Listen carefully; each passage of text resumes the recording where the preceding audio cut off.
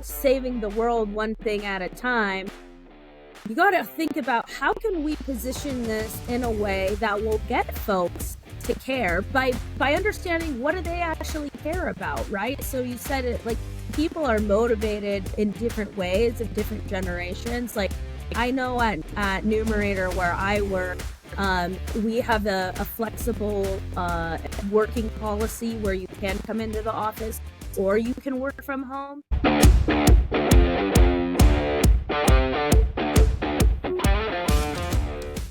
Welcome, everyone, to the 1% Edge podcast. Here we have the privilege of meeting with amazing guests on a weekly basis and having real conversations about their journeys to getting 1% better every day. And for today's episode, I'm honored to have Jessica Perri, commercial lead for the market research solutions at Numerator, plus yoga teacher and part-time DJ. Welcome, Jessica. How are you? I'm good, Carlos. How are you today? I am good. Thanks so much for coming on the show. I really appreciate it. Yeah, thank you so much for having me. I'm excited to chat with you today. All right. So, folks, for today's topic, it's all about finding balance in modern times. And in preparing for this podcast, I had a great conversation with Jessica, during which we were discussing her perspective on managing and getting balance in our busy lives between work and family and fitness and everything else going on. And then we also got into a little bit about, especially for some of the younger generation, which I am not. Meaning that, a lot of folks came up through COVID, didn't get a lot of exposure. Plus, they've grown up in the age, especially today, of 7x24 in-your-face information.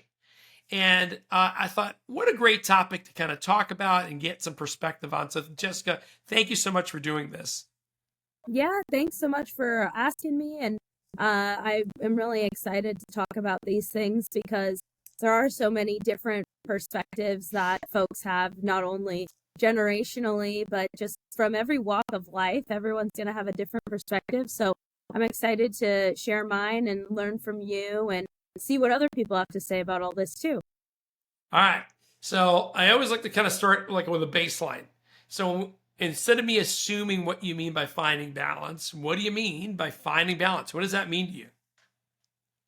Good question. So for me, finding balance is getting into that flow state almost where everything that you love is all working in conjunction together, and all of a sudden you have the time.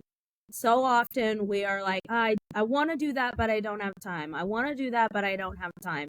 Finding balance is making the time to do all those things that you want to do, and also recognizing when you need to take a step back and put your energy into something else so that you can get more energy to go into maybe what you needed to step back from a bit. So thinking about balance overall, it's about creating a workflow for your life where you have the time to do all the things that you need and the self-awareness of when you need to step back or pick it up a little bit in terms of certain aspects of your life. All right, so let me explore that in two different avenues. One of them is on the time side, because sometimes, and I quite frankly am guilty of this. I don't have time. I don't have time to work out. I don't have time to do this, and I freely admit this. I did this in another podcast. I was wrong, and I overcompensated and made work such a big priority that for example, I ignored fitness for way too long, and now I'm paying for it. So when you say about finding time, one of the things that I understood in your answer is scheduling it, making time for these things. Any advice for folks on doing it? Because a lot of times people like me will complain about it, but don't go through the effort of literally time blocking and putting it on their schedule or getting their butts out of bed early enough to do it. Yeah, I get that. I'm not perfect. I'm like, I'm going to do the 6 a.m. workout class. And then I'm like, I'll go at 7. And then I'm like, no, I'll go at 7 at night. Right. And then maybe I skip a day or something like that. But I think what really changed the shift for me in my mind that I would encourage you or other people to maybe think about is think less about the pain of doing it and more about the excitement of when it's completed. Getting out, taking one step, just making it, like we say in yoga, making it to your mat, that's the hardest thing, is just getting there. You're never, another phrase we say in yoga is like, you're never going to have a sweat that you regret. You're never going to work out and say, I wish I did something else. You know what I mean? So changing your mindset to, I don't have time for this. And this time spent here is going to make me feel so great for the rest of my day, is where you're going to be able to start to find those shifts and doing it step by step. We talk about getting 1% better, right? It's very hard when you don't work out at all, and you say, I'm going to work out for an hour every single day this week, that you're not going to do it. That's going from 0 to like 10%, right? Going from 0 to 1% is, I'm going to take a 10-minute walk every day this week from 12 to 12:10. And then the next week, maybe you're going to say, I'm going to take a 15-minute walk one of those days. Or maybe it's, I'm going to hold a 1-minute plank or do 10 crunches every day. That's where we get let down, is when we set too high of a goal for ourselves and then we can't achieve it. And then we think, oh, I can't do this. Where we need to do is set ourselves little micro goals so that we can start to trust ourselves that we can do exercise, we can be someone who works out every day, and then gradually expand that. So I think overall, it's like just remembering, feeding into the feeling of good, feeding into the feeling of what you want to be, and less into the, I can't do this, I don't have time. I'm making time to do it because I know that it's going to help me be more productive at work. I know it's going to help me be more happy at home. So thinking about how that time spent working out is going to positively impact the rest of your day, and it helps you maybe want to do just a little bit more. Have you ever heard of the book Atomic Habits from James Clear? Yes. So he talks about it in there too. And as you were saying that, I was like thinking back to the book. Oh, yeah. I mean, anyone who listens to this podcast has to also read that book, I think, just because if you want to get a little bit better, that's one way to do it.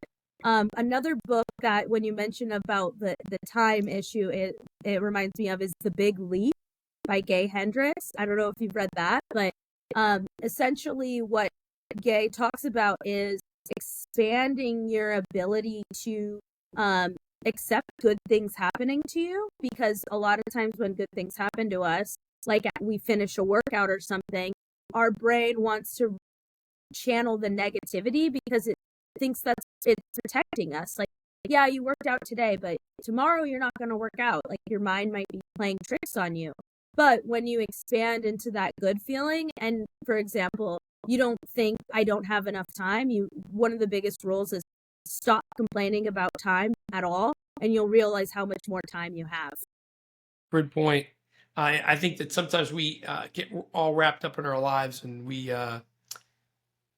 lose perspective. So that's a great point.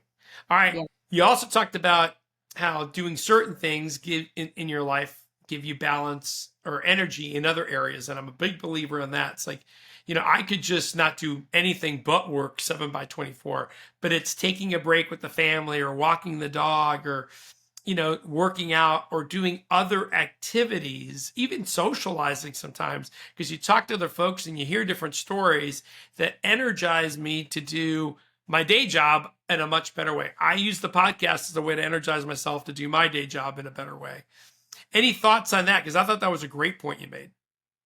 Yeah, I mean, when it comes to, like I was mentioning, being into that flow state, it's very difficult to get there if you are just doing one thing. And so as a sales professional, like you are too, if we are constantly going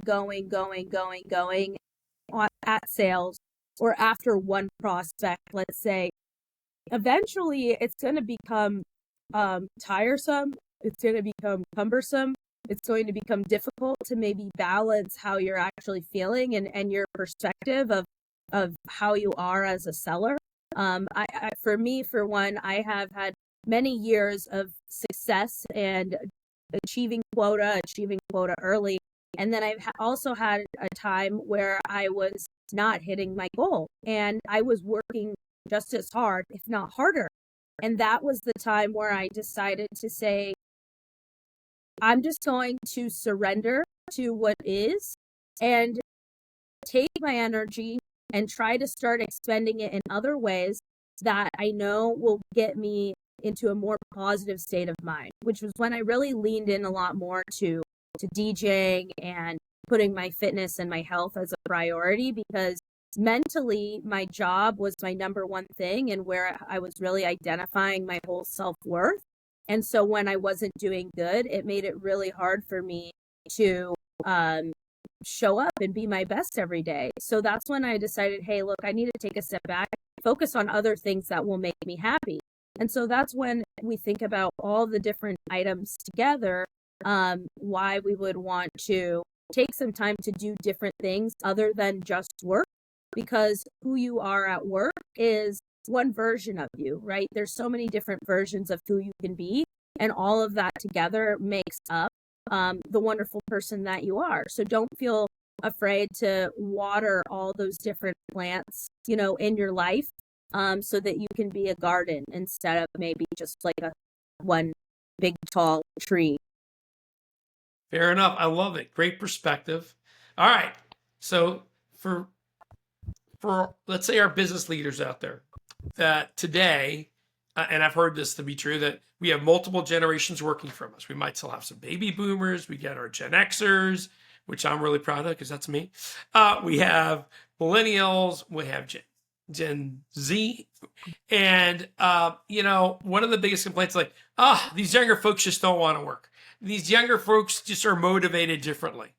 So I am not picking on the younger folks. So let's make sure that, but I love your perspective. If you're dealing with a sales leader like me, trying to motivate and get the most out of and create a culture of excellence with these different perspectives, how do I best do that across generations? What do I need to keep an eye out for? Yeah. Well, I think the first thing is, there is no silver bullet for this. I don't know if there's any tests or anything, but I see you have it back behind you is the word grit. Mm-hmm. You got to find people that actually care about what you're doing.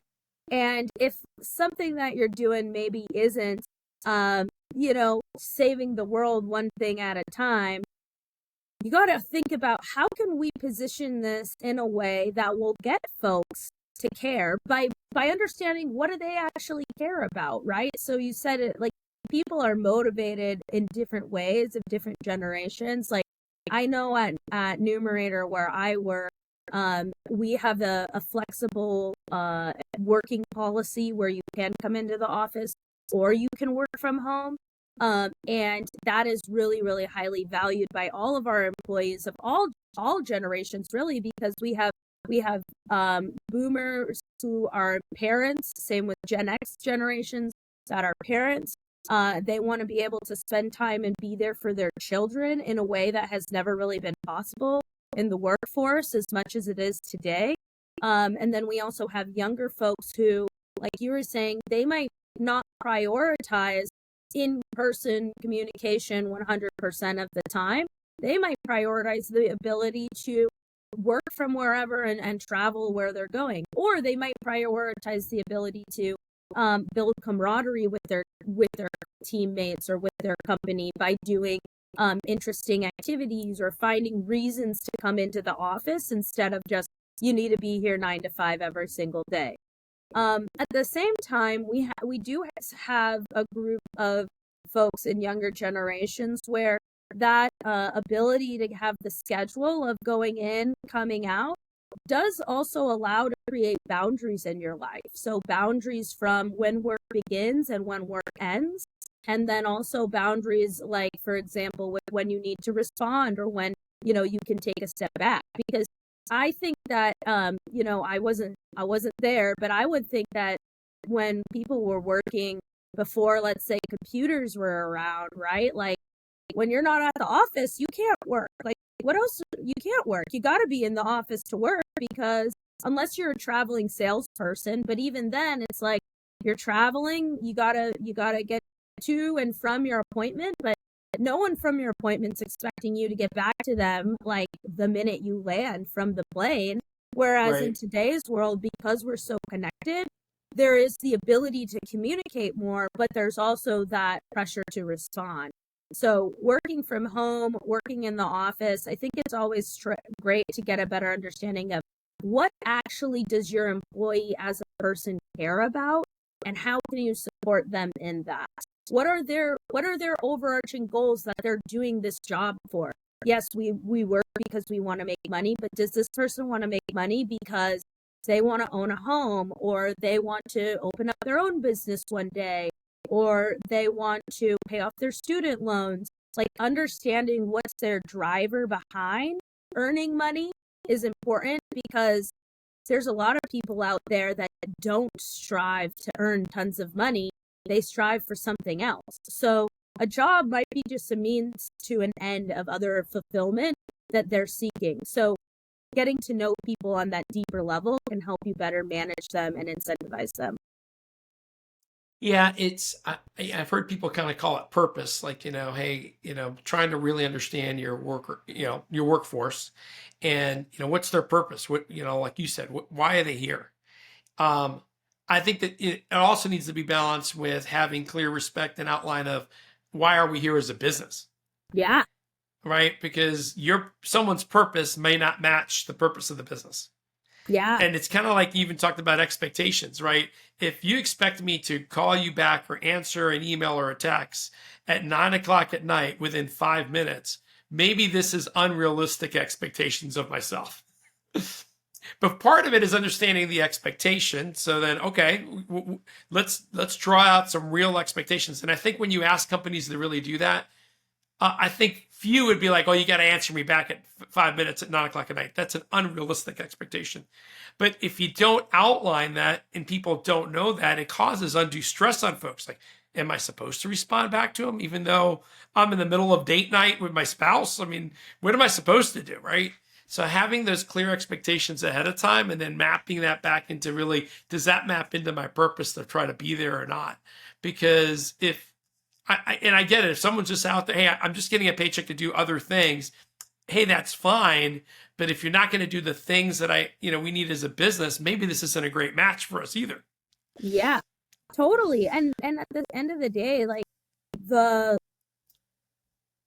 mechanisms for entrepreneurship exist. And I think this also ties into a little bit around motivation, perhaps, with younger generations, is because we do see so often on social media these entrepreneurs, these solopreneurs, these founders that are going out and starting a business, and they're of all ages, right? But a lot of people really glamorize that journey of entrepreneurship.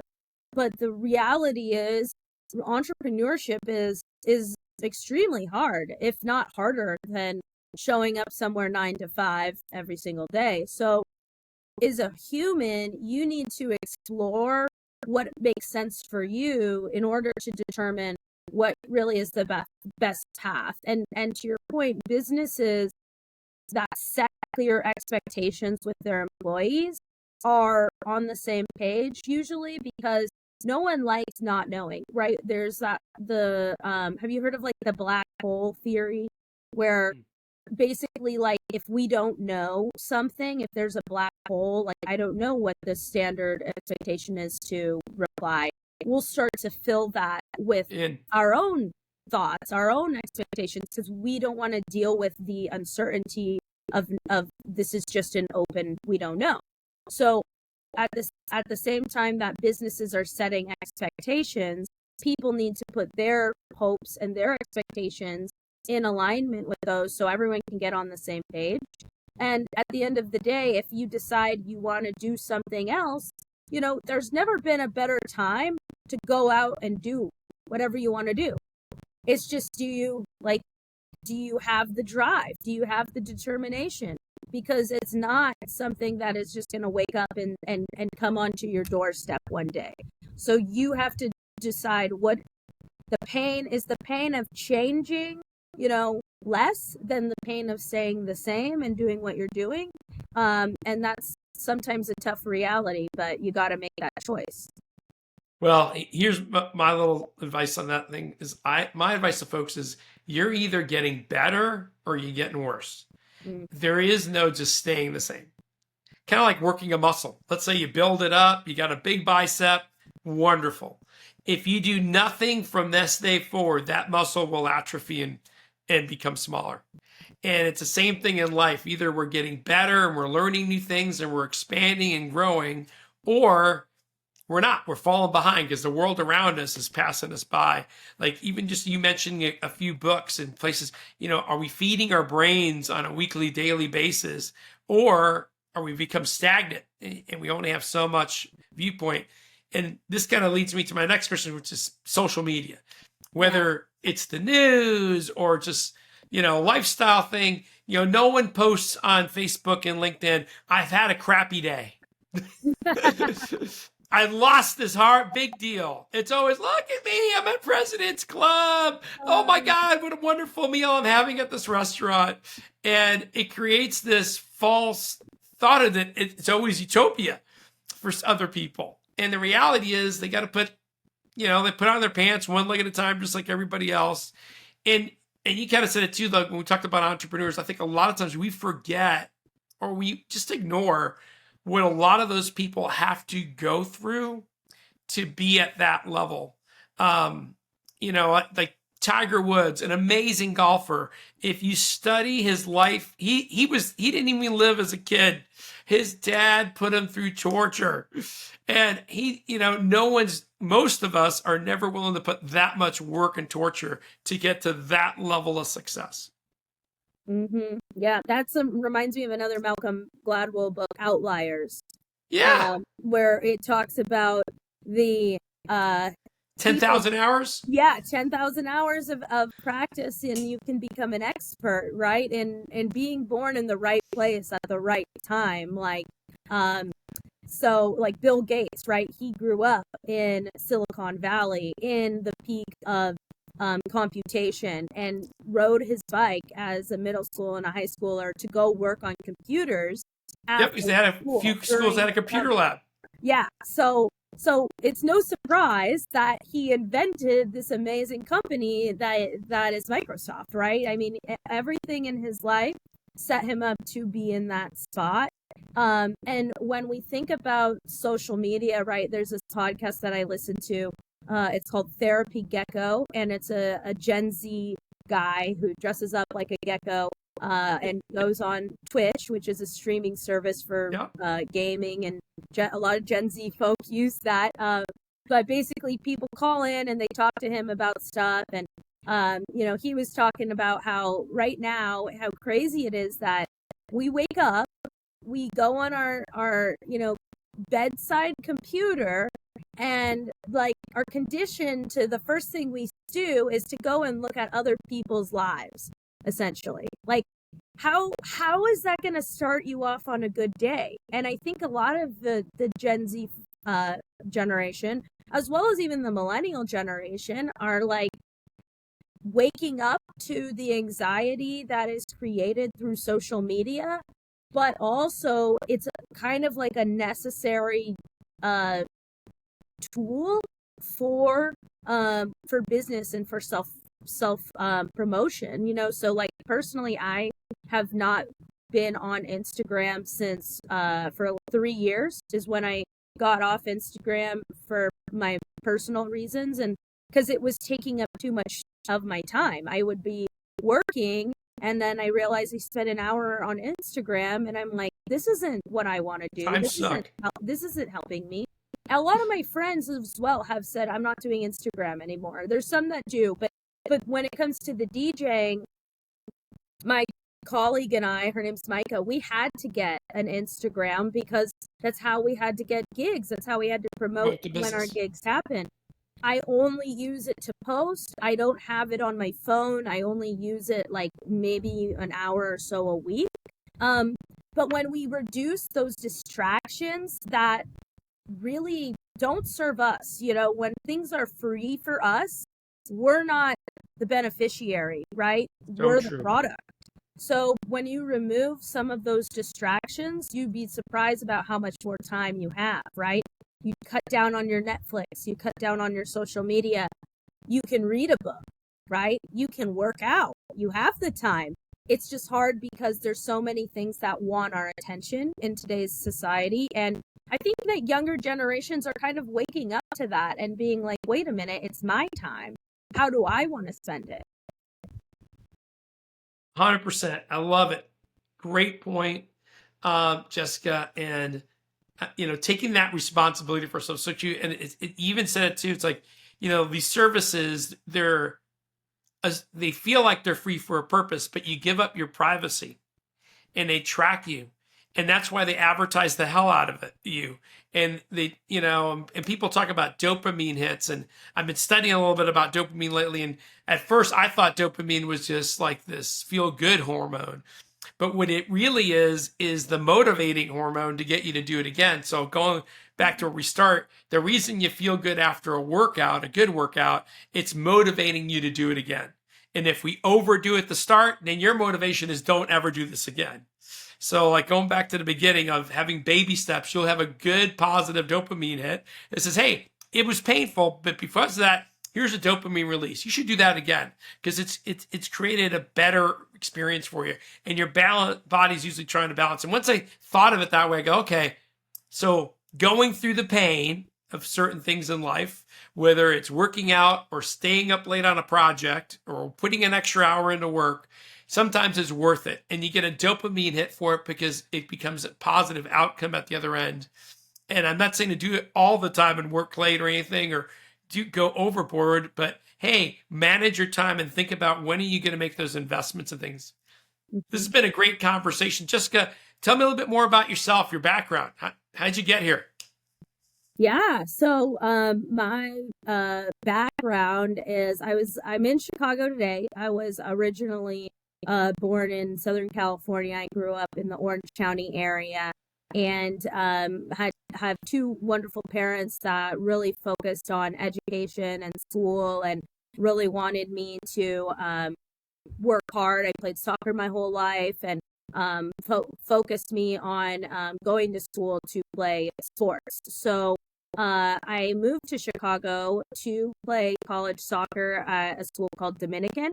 And when I moved out here to Chicago from California, I was 18 years old and I was by myself. I didn't have any friends, I didn't have any family. I was in the dorms, but my mom helped me get set up with a work study job. So I started in soccer, I was taking classes, I had a work study job, and I was funding myself. So I had to really figure out like how am I going to make this work because I didn't want to go back home because of personal reasons and I also didn't want to go back home because I wanted to really prove to myself that I could do it and that I could graduate college in 4 years and I was paying for, I was going to pay my own tuition once I graduated. So I didn't want to go 5 years. I didn't want to extend it longer and I knew if I according to what everyone says, you study hard, you get a good job, you'll have a good life, all that. So through college, it was really fun, but it was also tough because a lot of my peers maybe had different situations, or some of them even dropped out of school and then they started making lots of money in the service industry or doing like different types of jobs where at the time it was like a lot of money. And I remember I got offered a job to manage this retail store and I studied fashion. So that was like such a cool offer. And she offered me, you can be the manager and you can make $30,000 a year. And 20-year-old me was like, oh my gosh, mom, dad, this is amazing. I need to drop out of school. I need to take this job. And they were like, no, finish school. And so through school, I was working a lot. I knew I wanted to just get a good job. So I started actually in recruiting during college, and then started working full time as a recruiter in my senior year so that I could get that experience to get a non-entry level job once I graduated, because I was like, I'm already doing more of the entry level stuff now. So once I graduated college, I worked at the Tribune in as a recruiter, and then I moved from the Tribune to work in an executive search firm called TransSearch. And when I worked there, I learned about the consumer packaged goods industry. So that took me to Numerator, which has been the best professional experience of my life. I've been able to learn so many skills. I've been able to have confidence to move into sales, which is really a life-changing career path for folks, because it's been just like everyone else throughout my 20s. It was like trying to figure out, how am I going to make it all work? How am I going to get the goals that I have in life? How am I going to get a house eventually one day? How am I going to afford to pay off my student loans and all that? And by really pushing through in sales, I've been blessed to achieve a lot of those goals that I've set for myself, and pay off my college tuition, and get into a first condo and all that stuff. And at the same time, it's, as part of all of this, is I've also had to learn how to truly love myself. I've had to learn how to accept what I cannot change, and I've had to learn to make changes where I need to, so that I can be the best version of myself. And it's hard work. I think a lot of people maybe don't always want to do, and I don't blame them. If I didn't have to, I wouldn't have, but I felt like, I really I had to get to where I wanted to be, and I'm really grateful that my parents have influenced me to become the person that I am. And just seeing other things that happen to people around me, I always said, I don't want that to happen to me, or I'm not going to let that happen to me. So I'm going to set myself up so that my future is secure. So, and I think it is so far. So things are going pretty good. But yeah, lots of twists and turns to get here. And I'm glad I made it this far, and can't wait to see where else it goes. I think that's awesome. And especially these days, and maybe because it's the stage of my life, I look at my friends and they have kids going to school, and so many of them, um, it's like expected, mom and dad are going to pay for school, or yeah, mom and dad are going to get into debt so I can go to school. And they don't take that responsibility. And you're right in a way of like, hey, look, if my parents, I worked through school too, Jessica. If my parents could afford it, I would have loved that too. But in hindsight, you kind of go, sooner or later, someone's not paying your way. Sooner or later, you got to figure out how to make your own way. And if you're going to wait to be 20 something to figure that out, it's kind of late. So hard. how do you learn those lessons while still having a safety net of parents that love you along the way? It is, I know it wasn't easy, Jessica, but it also goes back to that dopamine thing. I've kind of like, hard moments in life, things that you have to struggle and work through are the things that build you up to be a great human being later on, and do give you those dopamine hits. Without them, your highs are not as, you don't value your highs as much as you normally would, because of course that happened. When you have to work for it, you've earned it. And I think that's awesome. Yeah. I always it's not easy, but I try to say thank you for all the bad things that happen. Like, a couple of years ago, I was in a really bad spot, like with, just like feeling like with pressure from work, and like mental health. And like, I felt like I was in a tough spot.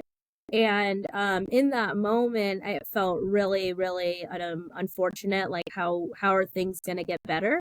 But what it challenged me to do was to try to get better every day. And so I started, I started working with a life coach. I started meditating for like 10 minutes every day. I started journaling more.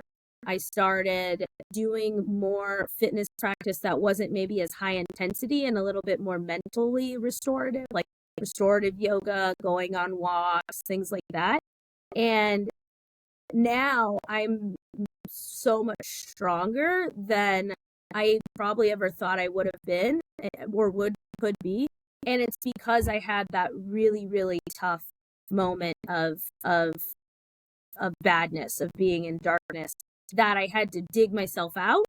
And now I'm like, I know I won't go back because I know I can dig myself out. And so for anyone who is maybe in that place where they're feeling down or they're feeling like stuck, just do like this is podcast is saying, one little thing every day to get you out. One little thing. Maybe it's 2 minutes, maybe it's 5 minutes. But once you start building on that habit, compounding, just like interest, right? It's going to get you to where you want to be. So I think it's awesome, Trisha. Thank you so much for being on the show. If people wanted to get to know you better or know more about you or hire you as a DJ, how do they find you? Yeah, so you can connect with me on LinkedIn, linkedin.com/in/Jessica-4, like the number -Perri. Or on Instagram, you can follow my crew. We're called Collective Energy Crew. It's all one word, Collective Energy Crew.